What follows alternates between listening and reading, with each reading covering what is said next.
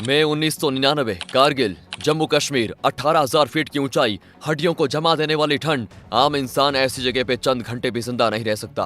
भारतीय सेना सर्दियों के मौसम में उन ऊंची चोटियों से नीचे आ जाती है। तब दुश्मन पाकिस्तान ने दबे पांव लाइन ऑफ कंट्रोल के उस पार से उन चोटियों पे कब्जा कर लिया था। इन ऊंचाइयों से उनको डायरेक्ट NH-1 हाईवे दिखता था। यह हाईवे सिर्फ एक सड़क नहीं थी, ये लद्दाख और सियाचिन में बैठे हिंदुस्तानी जवानों के लिए एकमात्र लाइफलाइन थी। दुश्मन का इरादा उस हाईवे पे आग बरसाना और हिंदुस्तान को दो हिस्सों में काट देना था। रावलपिंडी के बंद कमरों में पाकिस्तान जनरल बड़े गुरूर से अपने अफसरों से कह रहा था, हिंदुस्तान को भनक भी नहीं लगेगी और जब तक वो नींद से जागेंगे हम उनकी सांस की नली काट चुके होंगे। वो नीचे रहेंगे और हम आसमान से मौत बरसाएंगे। पाकिस्तान को लगता था कि नीचे से ऊपर हमला करना, वो भी उन खड़ी चट्टानों पर जहां छिपने की कोई जगह नहीं, किसी भी सेना के लिए मौत को दावत देना जैसा है। लेकिन उनकी इस साजिश का गुरूर तोड़ने और उन्हें मिट्टी में मिलाने के लिए एक तूफान उनका इंतजार कर रहा था। भारत के एक ऐसे जाबाज फौजी ने अकेले ही पाकिस्तान की नाक में दम कर दिया, जिसके खौफ से आज भी दुश्मन की रूह कांप उठती है। ये फौजी था कैप्टन विक्रम बत्रा। 9 सितंबर 1974 हिमाचल प्रदेश के पालमपुर के पास गुग्गर गांव में गिरधारी लाल बत्रा और उनकी पत्नी कमल कांता के घर जुड़वा बच्चों का जन्म हुआ, विशाल और विक्रम बत्रा। बड़ा होकर विक्रम बत्रा ने DAV कॉलेज चंडीगढ़ में पढ़ाई करते हुए NCC एयर विंग ज्वाइन किया। वो सिर्फ एक एवरेज स्टूडेंट नहीं थे, वो नेशनल लेवल का table tennis player. Republic day parade में बेस्ट NCC कैडेट का खिताब जीतने के बाद जब विक्रम बत्रा ने पहली बार यूनिफॉर्म पहनी तो उनके अंदर का देश प्रेम आग की तरह जल उठा। वो अपने दोस्तों के साथ टीवी पर परमवीर चक्र सीरियल देखा करता था। वो दोस्तों से कहते, भाई अगर मैं इंडियन आर्मी में गया तो देश का सबसे बड़ा सम्मान ही लूंगा, उससे कम तो कुछ मंजूर नहीं है मुझे। जिंदगी ने उनको एक आसान और आरामदायक रास्ता भी दिया। हांगकांग की एक बड़ी शिपिंग कंपनी ने मर्चेंट नेवी में उन्हें एक हाई पेइंग जॉब ऑफर की। पूरा परिवार बड़ा खुश था कि बेटा अब पूरी दुनिया घूमेगा और बहुत पैसे कमाएगा।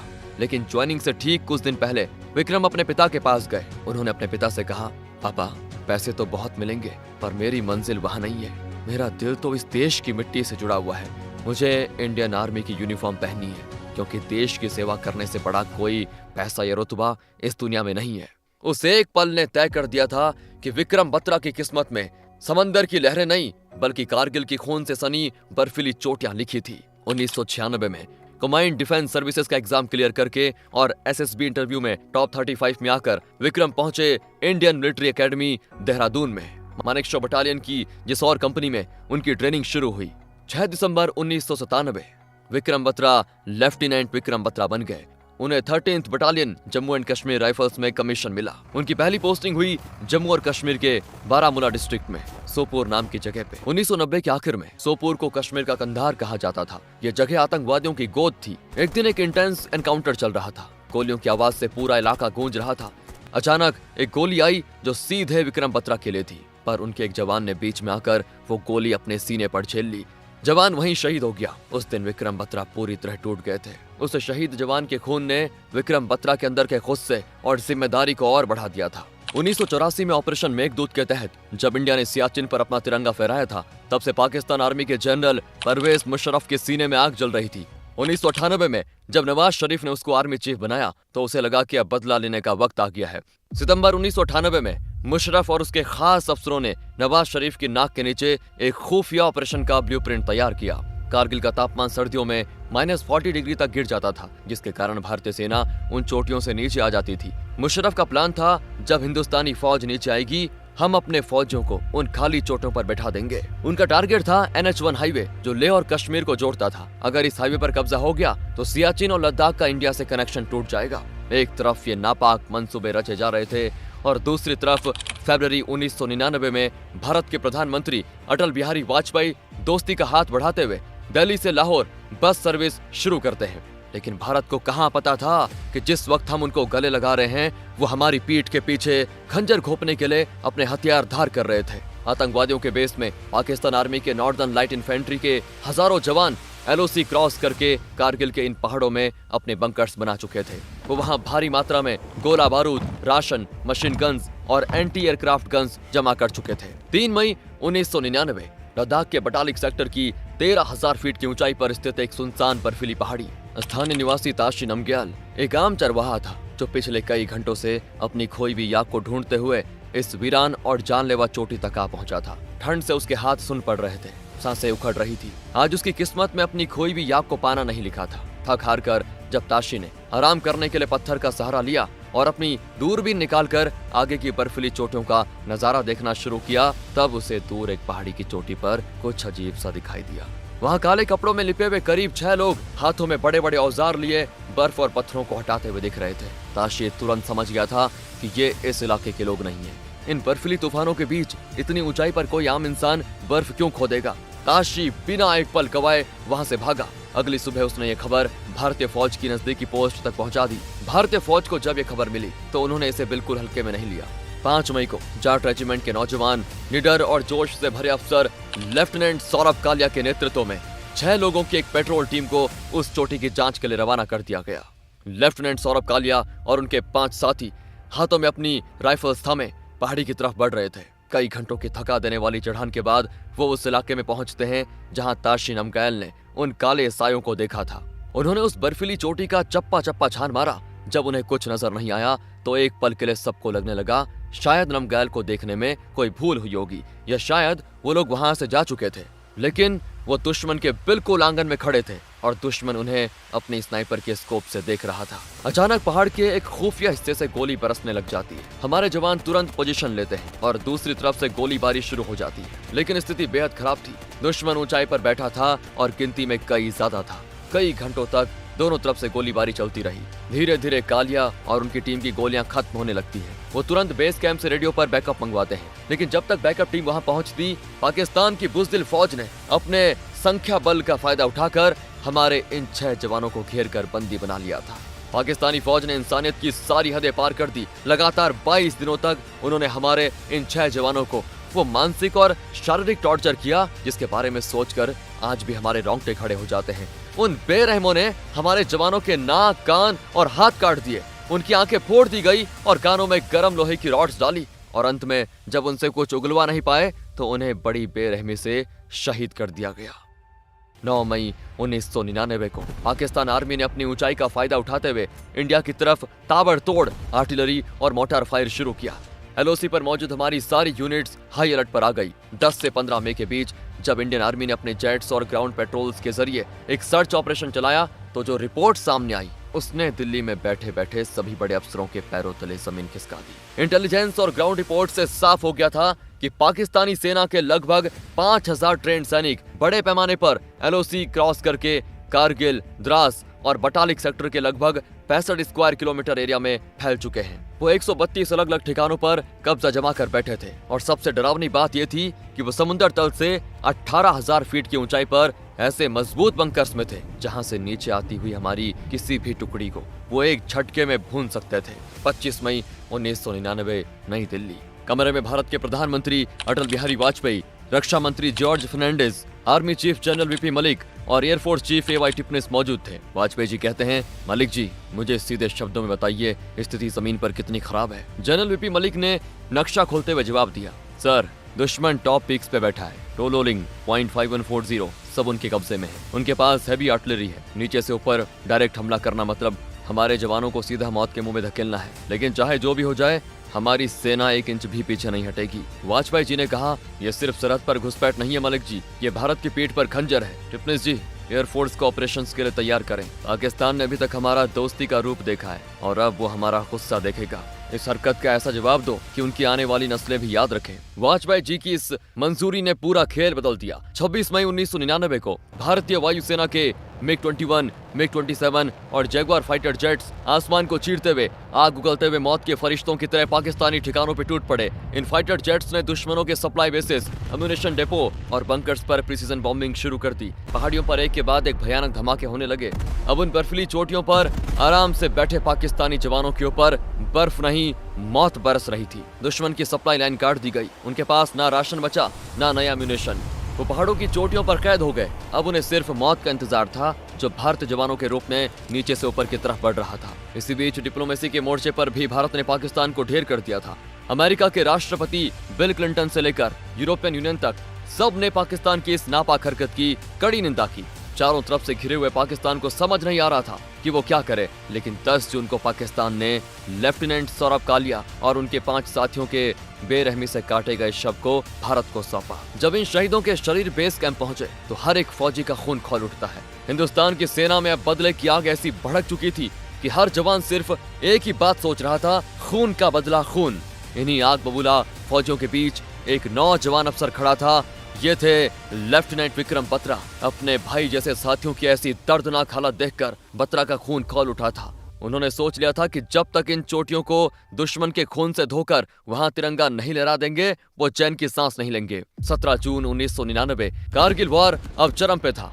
द्रास सेक्टर की कुछ पहाड़ियां जैसे .5140, टाइगर हिल और .4875 जो डायरेक्ट NH1 हाईवे को डोमिनेट करती थी। यहाँ से पाकिस्तानी स्नाइपर और आर्टिलरी आसानी से हमारे सप्लाई कॉन्वॉयज को निशाना बना सकते थे। जब तक इन चोटियों को दुश्मन के कब्जे से आजाद नहीं करवाया जाता, तब तक कारगिल जीतना नामुमकिन था। और सबसे बड़ा कांटा था .5140 की पहाड़ी, जहां दुश्मन सबसे ज्यादा मजबूत बंकर्स बना के बैठा हुआ था। .5140 पर तिरंगा फहराने की नामुमकिन सी लगने वाली जिम्मेदारी 13वीं battalion Jammu and Kashmir rifles को दी गई, जिसके कमांडिंग ऑफिसर थे लेफ्टिनेंट कर्नल योगेश कुमार जोशी। उन्होंने सबसे पहले एक छोटी सी टीम को दुश्मन की ताकत का अंदाजा लगाने ऊपर भेजा। टीम ने वापस आकर जो रिपोर्ट दी वो बड़ी डरावनी थी। सर, दुश्मन ने चोटी पर 7 मजबूत बंकर्स बना के रखे हुए हैं। जैसे हम ऊपर पहुंचेंगे, सामने 2 बंकर फायर ओपन करेंगे, राइट में 4 और लेफ्ट में 1 बंकर से क्रॉस फायरिंग होगी। ये सुनते ही जोशी समझ गए कि दुश्मन की आंखों में धूल झोंकनी पड़ेगी।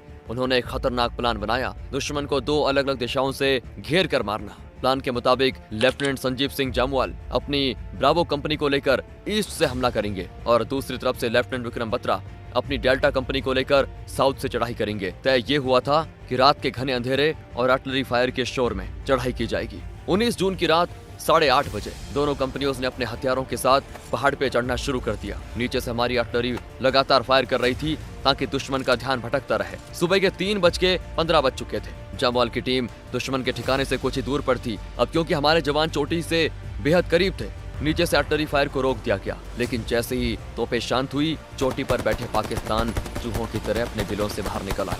उन्होंने तुरंत अंधाधुंध मशीन गन फायरिंग शुरू कर दी। जामवाल समझ गए कि अगर अभी रुके तो सारी टीम मारी जाएगी। उन्होंने रेडियो में बेस को मैसेज दिया, जब तक हम दुश्मन की गर्दन तक नहीं पहुंच जाते तब तक आर्टिलरी मत रोकना, आग बरसने दो। सुबह 3:30 बजे जामवाल की टीम ने लेफ्ट साइड से हमला बोल दिया। पाकिस्तानी जब तक कुछ समझते उससे पहले उनके बंकर्स मिट्टी में मिला दिए गए। जामवाल ने रेडियो पे गर्व से कहा, ये है, जिसका कोड में मतलब था कि उन्होंने अपना हिस्सा क्लियर कर लिया है। लेकिन बत्रा की डेल्टा कंपनी का अभी तक कोई अता पता नहीं था। रेडियो पर एक सन्नाटा था। बेस कैंप में सबकी सांसें अटकी हुई थी। तभी चोटी के ठीक पीछे वाले हिस्से से, जहां से दुश्मन ने सपने में भी नहीं सोचा था कि कोई इंसान ऊपर आ सकता है, बत्रा और उनकी फौज एक तूफान की तरह आई। दुश्मन घबरा गया। वो वापस हमला करने वाले थे कि बत्रा ने अपने कंधे पे रखे रॉकेट लॉन्चर से सीधा 3 रॉकेट उनके मेन बंकर पे लगा दिए। Boom boom boom. आग, बर्फ और धूल का एक भयानक गुबार उड़ चुका था। पाकिस्तानियों को कुछ दिखाई नहीं दे रहा था। इस धुएं के बीच बत्रा आगे बढ़े और सामने वाले बंकर में एक ग्रेनेड फेंक दिया। धमाके के बाद बंकर से 3 लंबे चौड़े पाकिस्तानी जवान बाहर निकले और बत्रा की तरफ लपके। बत्रा अकेले थे पर उनकी रगों में सौरभ कालिया के खून का बदला बिल्कुल खौल रहा था। घबराना तो दूर, उन्होंने अपनी राइफल के आगे लगी चाकू को आगे किया और शेर की तरह उन पे झपटे। सबसे आगे आते हुए पाकिस्तानी के पेट में बत्रा ने चाकू घोंप दी। उसके गिरते ही बचे हुए 2 दुश्मनों ने हमला करने के लिए हाथ उठाया, पर बत्रा की फुर्ती के आगे वो बच्चे साबित हुए। उन्होंने चाकू से दोनों के हाथों को बड़ी बुरी तरह से काट दिया। इससे पहले वो वापस संभलते, पीछे से आ रहे हमारे बाकी जवानों ने दूर से निशाना लगाकर उन तीनों को वहीं पे मौत के घाट उतार दिया।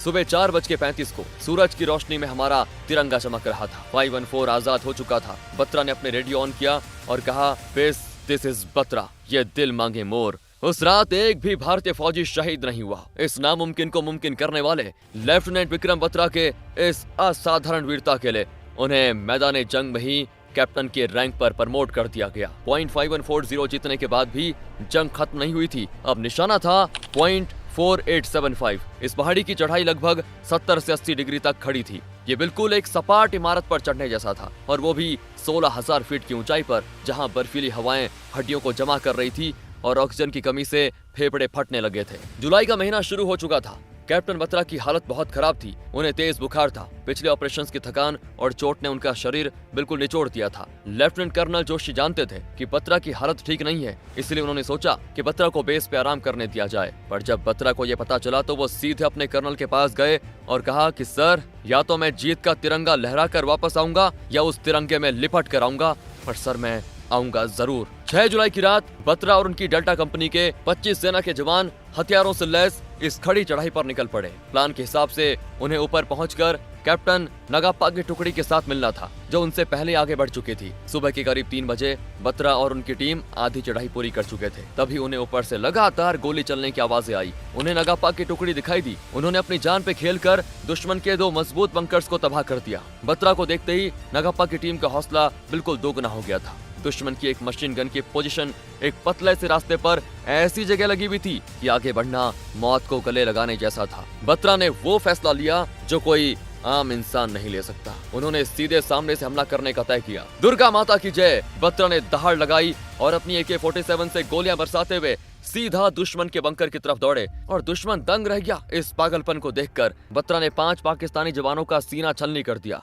पहला रुकावट तो पार हो गया, पर तभी एक और अपर पोस्ट से फायरिंग शुरू हो गई और इस घमासान आग के बीच एक ग्रेनेड कैप्टन नगाप्पा के पास आकर फटा। नगाप्पा के पैरों के चिथड़े उड़ गए थे और वो वहीं खून से लथपथ गिर पड़े। वो दुश्मन की लाइन ऑफ फायर में थे। बत्रा ने ये देखा। बिना एक सेकंड सोचे वो आगे बढ़े। उनके साथ थे सूबेदार रघुनाथ सिंह। वो आगे आने लगे ताकि अपने कैप्टन को बचा सके, पर बत्रा ने उन्हें पीछे धकेल दिया और कहा, साहब आप पीछे हटो, आपके बीवी बच्चे हैं, मैं तो अभी कुंवारा हूँ। इधर नगाप्पा को लगा कि आज उनका आखिरी दिन है और दुश्मन अब उनको जिंदा नहीं छोड़ेगा। तभी बारूद और धुएं के बीच से एक आवाज आई, अन्ना मैं आ गया हूँ, तू चिंता मत कर। और ये थे कैप्टन विक्रम बत्रा। बत्रा ने अपनी परवाह किए बगैर नगाप्पा को अपने कंधों पर खींचना शुरू कर दिया। बत्रा ने अपनी AK-47 से ऐसी भयानक और अंधाधुंध फायरिंग शुरू की जिसको देखकर दुश्मन के होश उड़ गए। बत्रा ने तुरंत एक जवान को आदेश दिया, नगाप्पा को जल्दी कवर के पीछे ले जाओ। अब तक सुबह हो चुकी थी और दुश्मन के स्नाइपर्स ने हमारी टीम की लोकेशंस ढूंढ ली थी। सामने दुश्मन का सिर्फ एक आखिरी बड़ा बंकर बचा हुआ था। अगर ये उड़ गया तो चोटी हमारी थी। तभी हमारी टीम का एक बहादुर जवान यशपाल आगे बढ़कर अपने रॉकेट लॉन्चर से उस आखिरी बंकर पे निशाना साधा। निशाना लॉक हो चुका था, ट्रिगर दबाने वाला था, लेकिन तभी कहीं दूर छिपे एक पाकिस्तानी स्नाइपर की गोली आई और सीधा यशपाल के कंधे को चीरते हुए निकल गई। यशपाल दर्द से चीखते हुए जमीन पे गिर पड़े। अपने जवान को ऐसे सामने गिरता हुआ देखकर बत्रा सब कुछ भूल गए। उन्हें अपनी जान की फिक्र नहीं थी। वो तुरंत कवर से बाहर निकले और यशपाल की तरफ दौड़े। एक और फौजी के साथ मिलकर बत्रा ने यशपाल को उठाया और उन्हें खींचकर कवर की तरफ ले जाने लगे। यशपाल लगभग कवर के पीछे पहुंच ही चुका था कि अचानक एक और बार स्नाइपर चलने की आवाज आई। इस बार गोली सीधा कैप्टन विक्रम बत्रा की छाती पर आकर लगी। वो गोली सीधे उनके दिल के पास लगी थी। गोली लगते ही बत्रा एक भयानक झटके के साथ पीछे गिरे, पर बत्रा एक पल के लिए रुके नहीं। उन्होंने अपनी AK-47 उठाई और गुस्से में पागल होकर अकेले ही उस दुश्मन के बंकर की तरफ चल पड़े। वो तब तक लगातार गोलियां चलाते रहे जब तक उनकी मैगजीन की आखिरी गोली खत्म नहीं हो गई। सामने बैठे दुश्मन को उन्होंने वहीं पे छलनी कर दिया, लेकिन इस आखिरी प्रहार के बाद बत्रा घुटनों के बल जमीन पे गिर पड़े। उनके साथियों ने अपने सबसे प्यारे अफसर को गिरते देखा तो वो आग बबूला हो गए। इसके बाद तो जवानों ने उस आखिरी बंकर को बॉम्ब से उड़ा दिया और बचे कुचे पाकिस्तानी को वहीं जिंदा काट डाला। जैसे ही हमारे जवानों ने 4875 की चोटी पर हिंदुस्तान का तिरंगा फहराया, बत्रा ने अपना आखिरी जोर लगाया और कहा, दुर्गा माता की जय। और इसी के साथ 24 साल की उम्र में इस देश का ये वीर सपूत हमेशा हमेशा के लिए बर्फीली वादियों में अमर हो गया। इस चोटी को कैप्चर करने के ठीक एक हफ्ते के बाद प्रधानमंत्री अटल बिहारी वाजपेयी ने दुनिया के सामने घोषणा कर दी कि ऑपरेशन पूरी तरह से कामयाब रहा। पाकिस्तान को उसकी औकात दिखा दी गई थी। कैप्टन विक्रम बत्रा को उनकी इस रोंगटे खड़े कर देने वाली बहादुरी और बलिदान के लिए 15 अगस्त 1999 को भारत के सबसे बड़े सम्मान परम वीर चक्र से नवाजा गया। लेकिन कैप्टन विक्रम बत्रा की कहानी सिर्फ इतनी ही नहीं थी। डिम्पल चीमा, वो नाम जो विक्रम बत्रा के रूह में बस गया था। 1995 में पंजाब यूनिवर्सिटी में दोनों की मुलाकात हुई थी। दोनों एक दूसरे से बहुत प्यार करते थे, लेकिन किस्मत को कुछ और ही मंजूर था। जब विक्रम बत्रा तिरंगे में लिपट कर वापस आए तो डिम्पल के आगे पूरी जिंदगी खड़ी थी। पर डिम्पल ने एक फैसला लिया जिसने पूरे देश की आंखों में आंसू ला दिए। उन्होंने आजीवन शादी ना करने का संकल्प लिया। उन्होंने सारी जिंदगी विक्रम बत्रा के यादों के सहारे गुजारना शुरू की। 1999 का वो कारगिल युद्ध और कैप्टन विक्रम बत्रा जैसा योद्धा इस नए हिंदुस्तान की नींव है। दोस्तों, अगर आपको वीडियो पसंद आ गई हो तो लाइक करें, शेयर करें। ऐसी इंटरेस्टिंग वीडियोस देखने के लिए चैनल को सब्सक्राइब करना ना भूलें। तब तक के लिए जय हिंद, जय भारत।